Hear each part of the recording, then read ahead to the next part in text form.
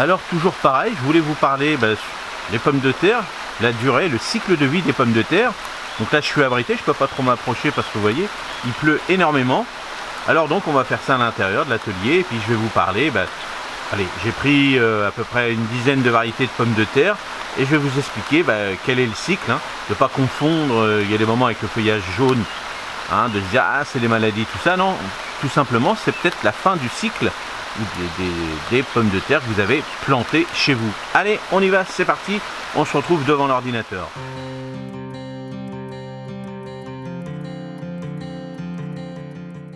Alors, premièrement, rappelez-vous, quand on avait planté, moi j'avais planté mes petites charlottes dans mon potager, donc on avait déjà fait un pré-germination. Alors, il y a des personnes qui vont le faire, hein, on va attendre une semaine, voire un mois, hein, on commence à voir les petites germes qui sortent des petits plants de pommes de terre. Alors, moi, voilà, je ne le fais pas. Il y a d'autres personnes qui vont vous dire, moi, ça me fait avancer ma récolte. Bon, voilà, moi, rappelez-vous, j'avais fait une petite vidéo sur les pommes de terre primeur. Là, j'en ai récupéré, ça se passe très très bien. Bon, regardez les agriculteurs, eux, ils vont pas s'abuser, voilà, entre parenthèses, s'embêter à faire pré-germer leur plant de pommes de terre. Bon, déjà, la façon qu'ils plantent eux-mêmes leurs pommes de terre, ça casserait tous les germes.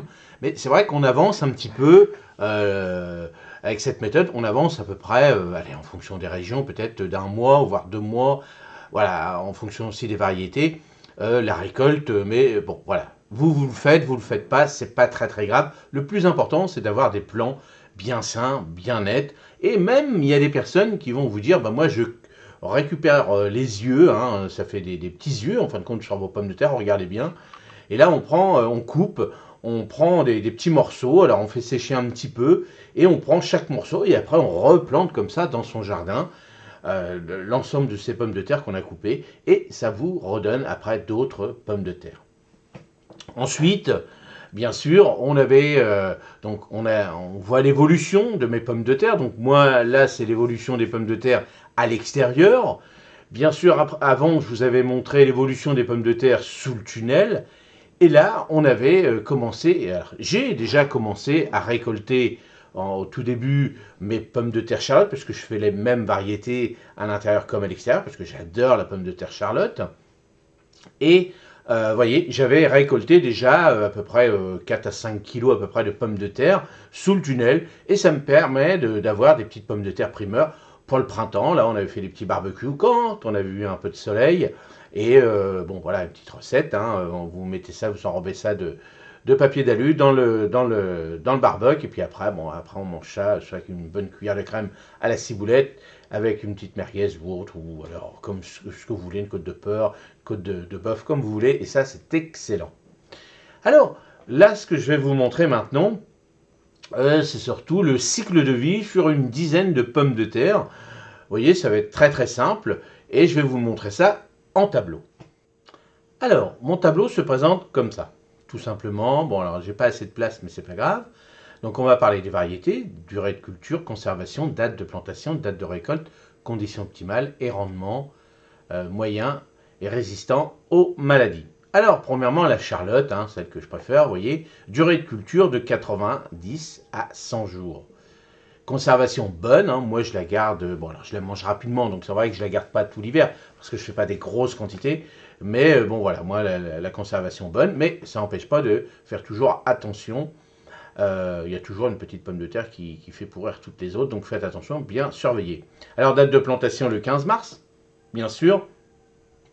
Alors moi c'est ce que j'avais fait, hein, on peut le faire même avant sous le tunnel, hein, et date de récolte le 15 juin quand on les plante, le 15 mars. Mais vous voyez en ce moment, bon moi j'ai pas encore récolté mes pommes de terre, alors là je pourrais en primeur, parce que vous avez vu ils sont super belles, je pourrais déjà en récolter, mais là moi je veux les, comme on dit, conservation de garde, donc moi, je vais les récolter. Allez, on est déjà le 15 juin. Là, on est même un peu plus que le 15 juin. Et je vais les récolter, allez, dans 15 jours peut-être, hein, à peu près, hein, puisque on dit 90 à 100 jours. Bon, donc je ne sais plus exactement la date que je les avais plantés.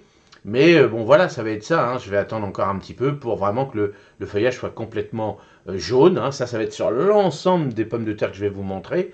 le feuillage va être complètement jaune, comme je vous ai montré sous le tunnel. Hein, c'était pas des maladies, c'était pas ça, c'était parce que le cycle était terminé. Alors, conditions optimales, sol bien drainé, plein soleil. Bon, voilà, hein, ça c'est en règle générale, c'est ça. Et le rendement moyen, 3 kg au mètre carré. Ben, vous voyez, hein, moi j'étais à peu près entre 4 et 5 kg. J'avais à peu près 2 mètres carrés à peine de pommes de terre. Donc ça va, j'ai pas à me plaindre. Donc c'était correct, on reste dans les moyennes.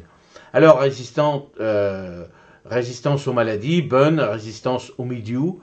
Bon, voilà, moi j'ai pas de soucis. Alors c'est vrai qu'à l'extérieur, bon, vous voyez, je vous ai dit que ma petite Charlotte, il n'y avait pas de soucis de mildiou. Bon, voilà, la Charlotte, elle résiste bien.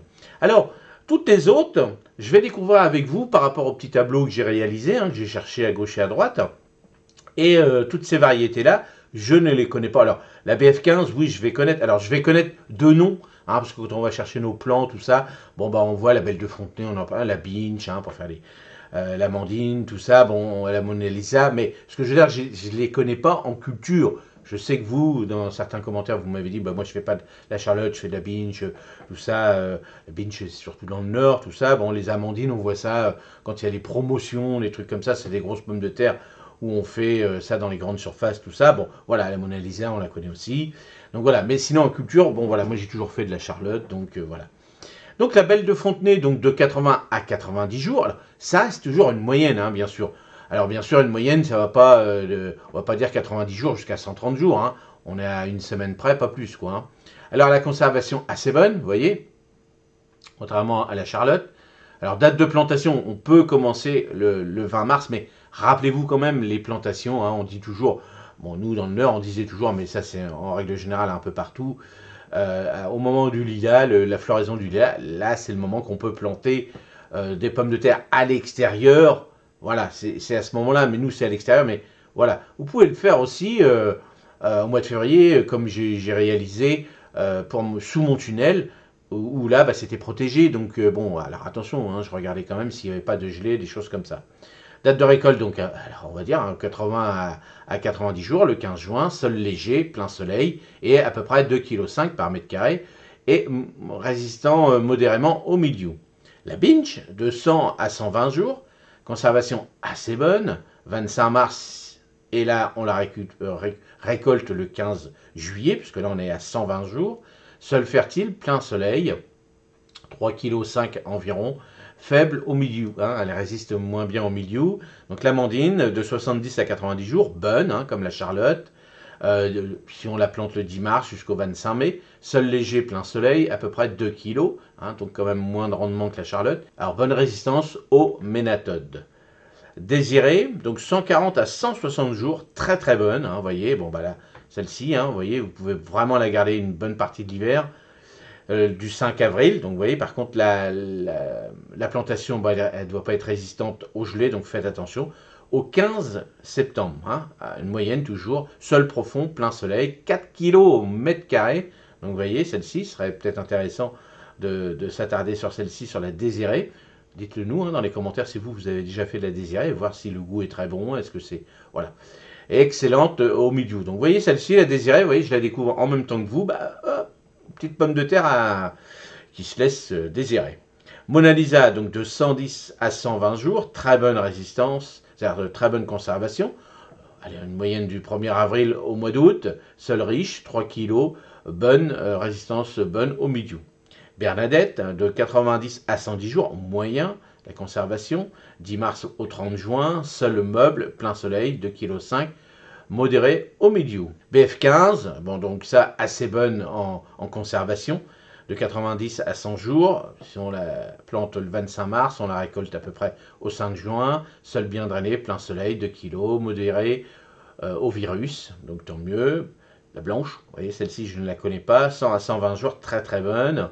Alors très bonne plutôt, 1er avril au 10 juillet, sol léger, plein soleil, 3 kg, excellente résistance au milieu. La vitelotte de 120 à 130 jours, bonne, 20 mars au 20 juillet, sol fertile, 2,5 kg, modéré.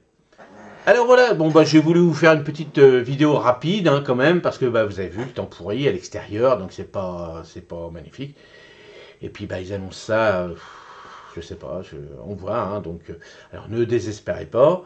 Vous voyez, par rapport à ça, vous pouvez prendre, si vous voyez que tout le temps, maintenant, il y a de la flotte comme ça tout le temps chez vous, puis que vous êtes à avoir tendance à attraper pas mal de maladies, il existe pas mal de petits légumes comme ça où on va vous dire attention, ça résiste mieux à ça, par rapport à votre région, par rapport à ça. Donc c'est ça qu'il faut arriver à chercher maintenant. Les, allez, ça va être le réchauffement climatique, tout ça, tous ces trucs-là. Bon, bah hop, on va se mettre pas mal de chances de notre côté. Donc on sait que bah, bien souvent, tous les ans, c'est du mildiou. Donc hop, on va prendre telle pomme de terre qui résiste au mildiou, telle tomate, tel truc, tel truc. Donc vous voyez, n'hésitez pas à chercher.